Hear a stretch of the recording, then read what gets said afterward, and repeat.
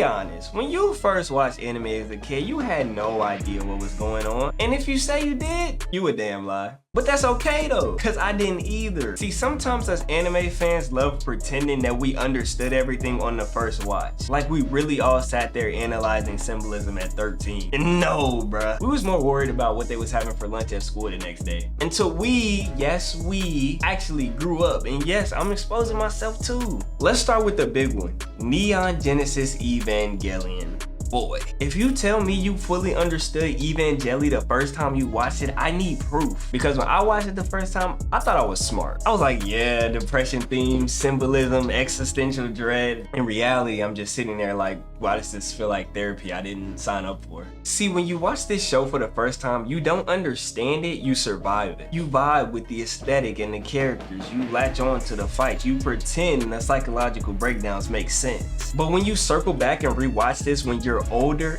it hits different. It's not about robots, it's about self-worth, trauma, and isolation. And once you realize that, suddenly Shinji starts to become less of an annoying character.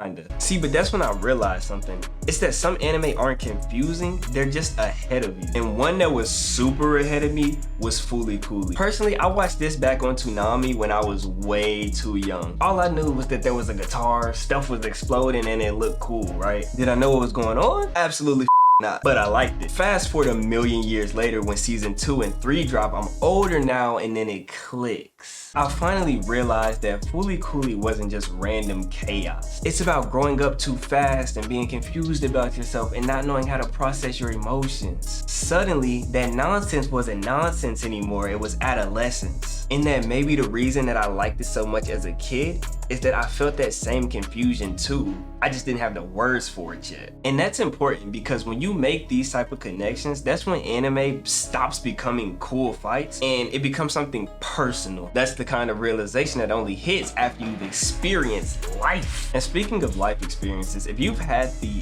pleasure of experiencing Perfect Blue, I'm sorry. The first time I watched Perfect Blue, I was like, what the f is that? And then after I came back to my senses, I was like, okay, now I see it. The paranoia and the confusion and the pressure of public perception. Especially now in such a social media driven world where your real self starts to blur together with your online self. As a kid, it's just chaotic, but as an adult, it's uncomfortable. And that's the difference. That's why some anime age with you. Not because the fights are better or this scene is hype or whatever. It's because your experiences in life start to actually catch up with the story. So now I gotta ask you, what anime did you not understand when you first watched it? Be honest. And if you're one of those people who says, oh, I understood Evangelion at 14, drop your explanation in the comments because I need to know what was going through your head watching Evangelion at the age of 14.